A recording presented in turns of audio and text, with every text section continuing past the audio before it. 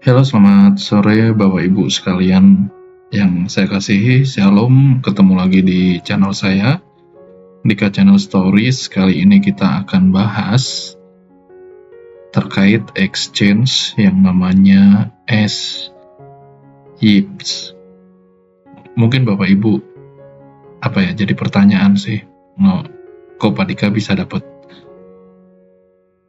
exchange yang seperti ini tuh dari mana ya? Terus terang, beberapa korban, itu pasti mereka itu update terkait apa yang mereka sedang alami seperti itu. Walaupun modusnya bersama, tetapi satu hal, misi dan visi yang kita sampaikan itu sudah tertanam di para korban, bahwasanya apapun yang menjadi keanehan tersendiri tidak ada masalah, laporkan dan sampaikan ke saya. Nanti kita akan bongkar, kita akan kupas dengan parameter dan analisa yang kita sampaikan, yang saya sampaikan, dengan tujuan apa? Agar tidak banyak korban yang berjatuhan. Walaupun di satu sisi, saya tahu channel saya diikutin banyak komplotan dan sindikat yang tidak ingin keran atau pundi-pundi mereka itu terhambat atau tersumbat. Dengan kata lain, mereka pasti melakukan segala cara meretas maupun melaporkan hal-hal agar video ini tidak bisa dikonsumsi oleh khalayak ramai. Tapi satu hal itu tidak membuat saya panik, tidak membuat saya gentar seperti itu. Saya tetap sampaikan, karena satu hal, kebenaran pasti akan menang. Nah, ini tabel of content saya yang saya akan sampaikan. Yang pertama, introduction. Yang kedua, business overview.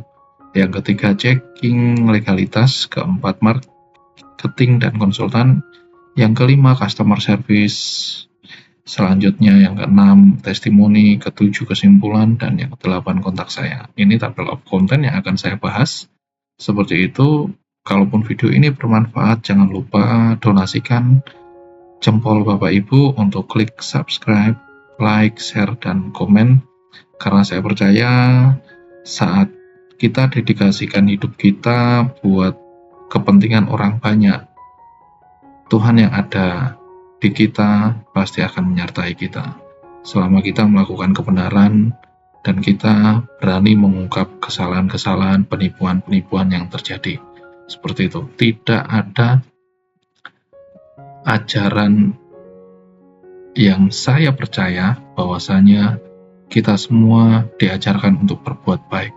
Tetapi saat kita ditipu dan diakali dengan cara seperti apapun, yang saya tahu bagi saya, walaupun itu sulit, saya harus memaafkan, saya harus mengampuni, tetapi banyak hal yang harus kita sampaikan agar tidak banyak korban yang berjatuh. Ini introduction.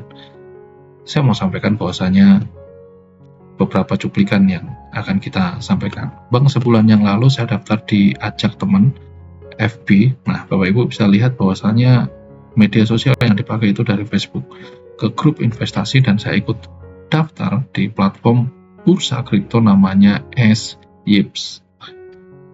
Saya deposit awalnya 50 juta, dan ini lumayan banyak sih, karena deposit ini juga awal mula kejatuhan saya dengan angka yang sama seperti itu. Tapi kita lihat strategi, modus maupun skemanya mereka. Kita lakukan pemetaan masalah dulu, baru kita lakukan mitigasi resiko yang akan kita sampaikan. Karena saya bukan sembarang petinju yang memukul seseorang, tetapi saya harus melakukan analisa dan parameter-parameter agar bisa mengerucutkan, agar bisa mengidentifikasi problem-problem yang ada, dan hal ini yang bisa mengakibatkan platform ini kita sampaikan bahwasanya ini scam, seperti itu. Tapi seminggu kemudian saya withdraw semua aset di akun saya. Hari ini withdraw, besok alhamdulillah masuk ke rekening bank saya. Ini strategi yang saya bilang ini baru sih, karena biasanya kalau dia sudah deposit itu agak susah untuk withdraw atau tarik seperti itu. Tapi ini strategi baru. Jadi dia deposit dan dia bisa narik seperti itu. Sudah sebulan saya tidak buka akun saya Bang, karena saya ada perasaan gak enak sama platformnya. Kemarin sebelum Natal, tanggal 24 Desember, saya mendapatkan kabar dari teman di grup. Ini maksudnya dia sebagai asisten mentor lah, mengatakan bahwa saya mendapatkan hadiah Natal. Nah, ini awal mula yang buat saya tertarik untuk membahas ini. Disuruh buka akun saya dan saya lihat aset di akun saya pertama menjadi 100.000 USDT. Seperti yang awalnya saldo kosong alias 0 point something USDT. Saya mau sampaikan bahwasanya ini awal sharing dengan salah satu korban platform SHIB.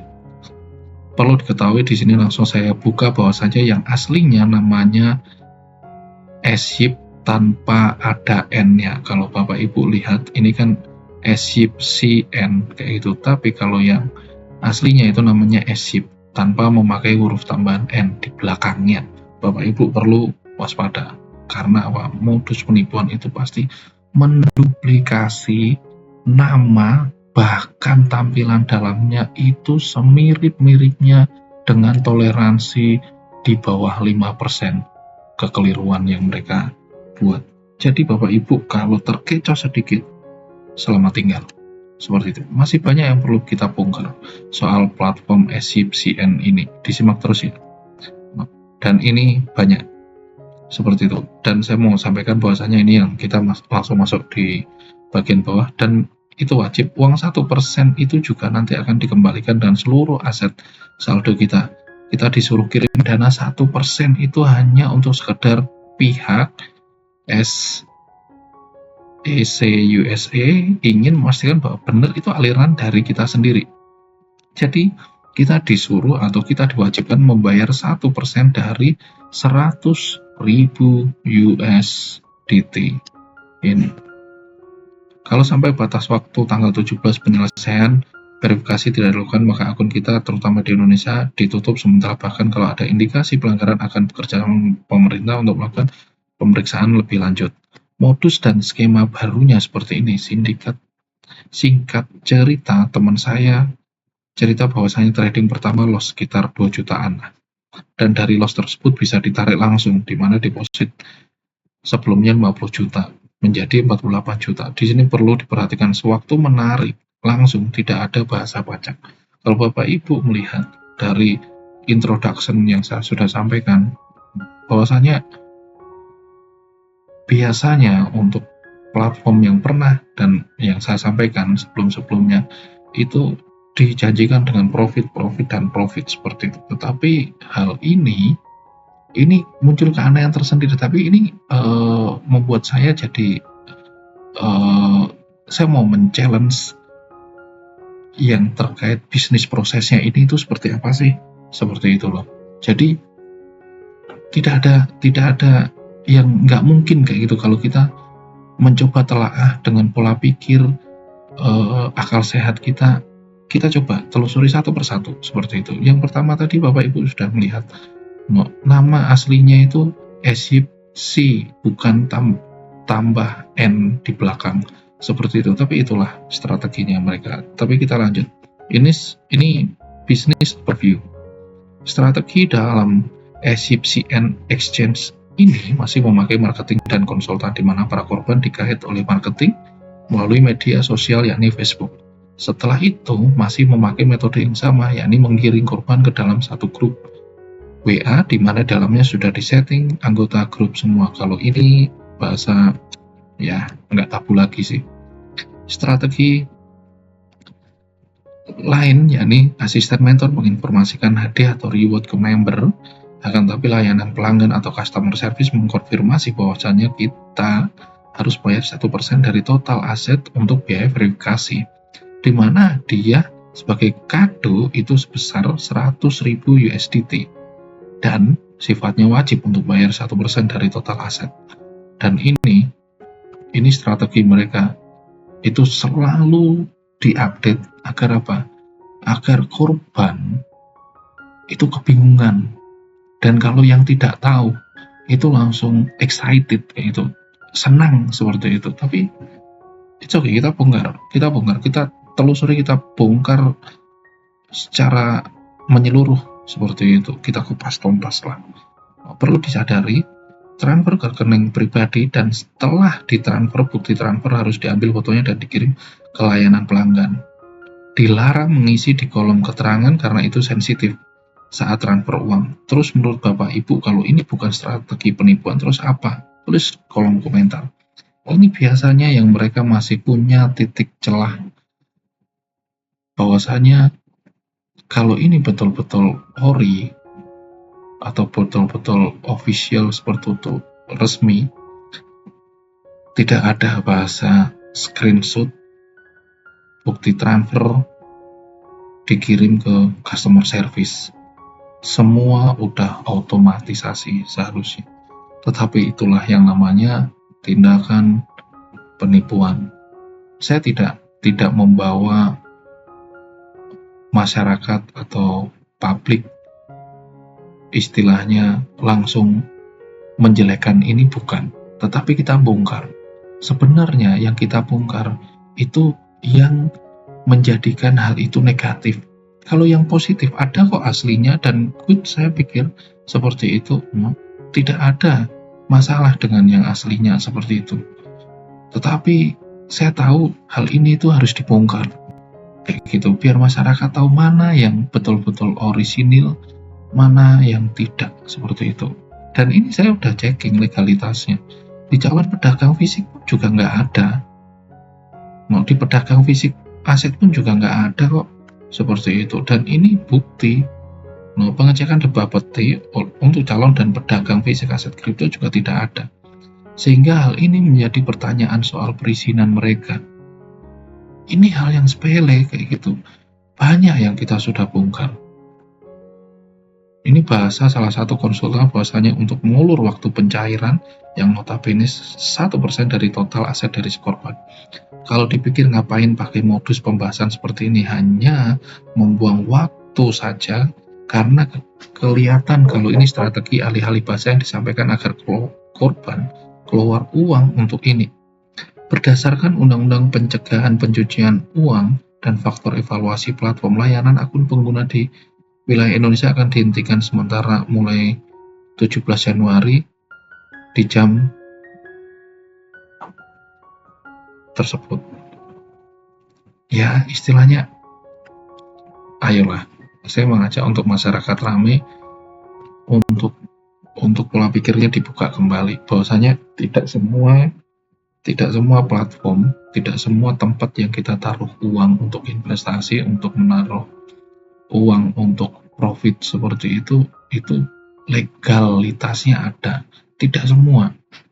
Itu kenapa saya buat channel ini, karena terus terang karena ketidaktahuan saya terhadap platform, akhirnya saya jatuh dalam. Saya juga salah satu korban, bukan berarti saya buat channel ini untuk cari cuan kayak gitu. No, saya tidak seperti itu.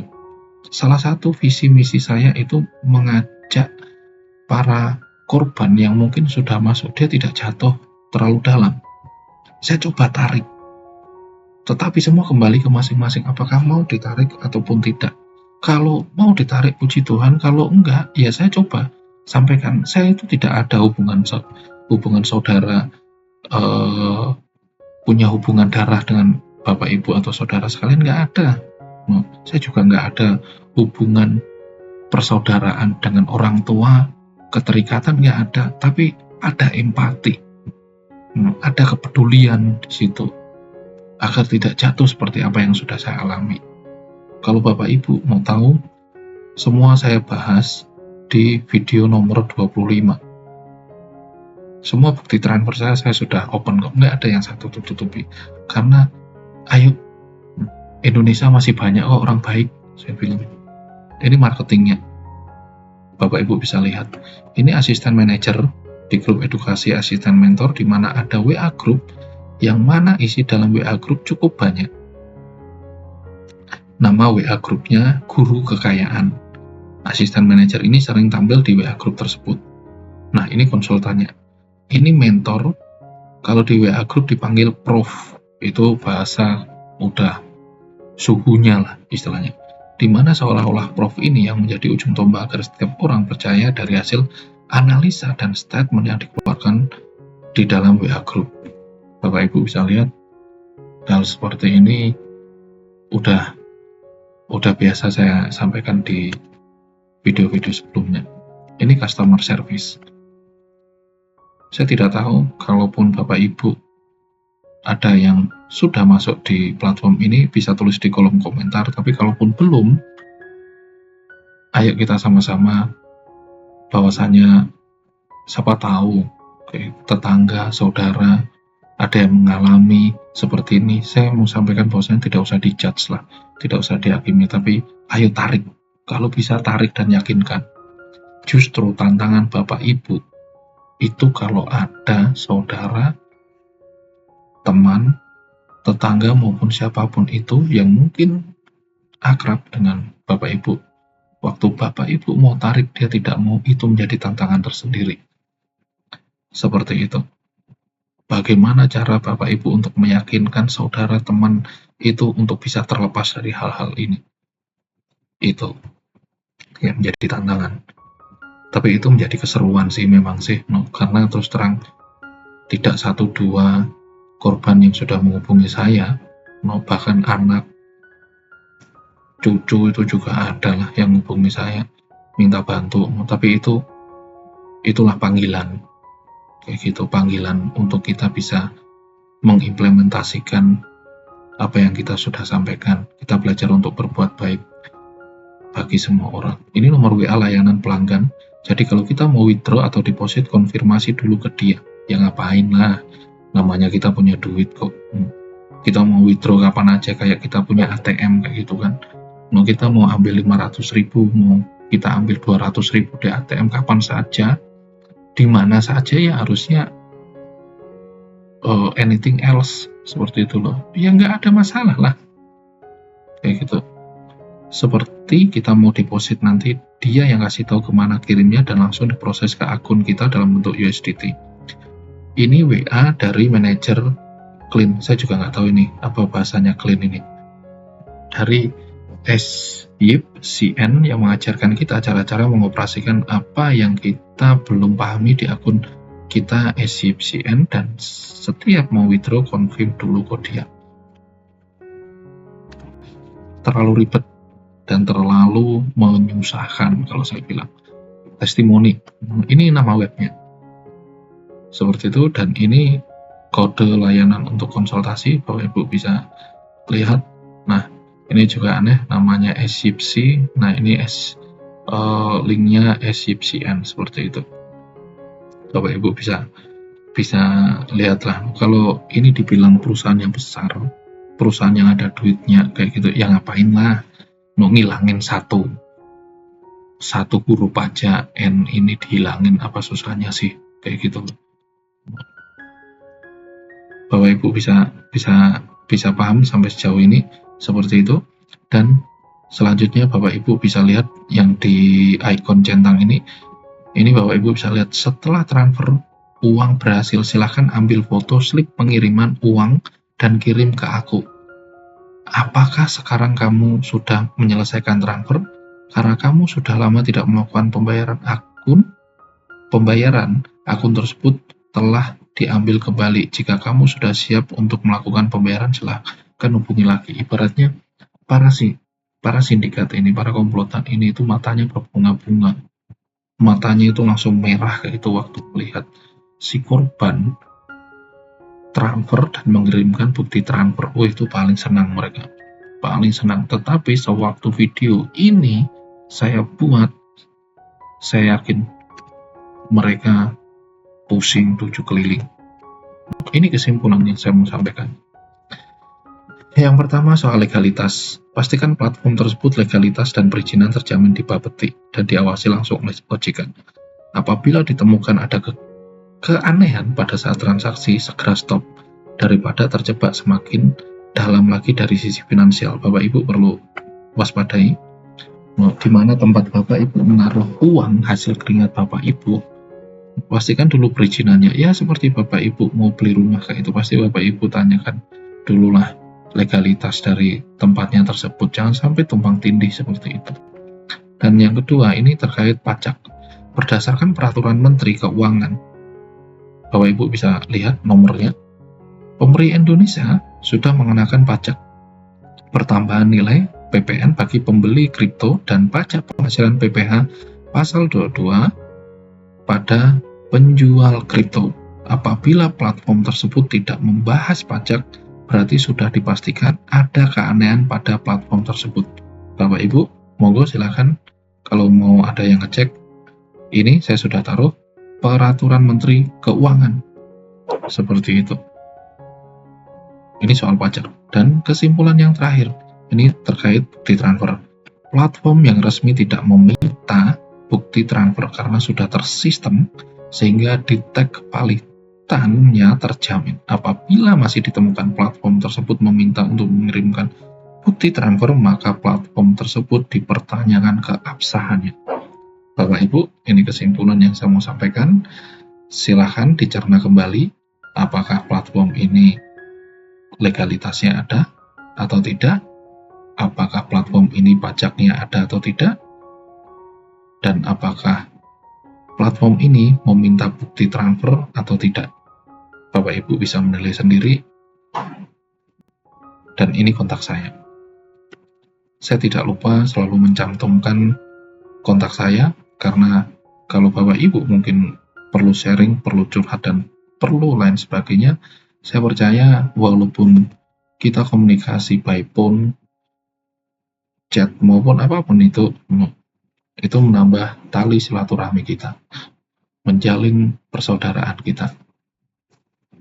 Seperti itu.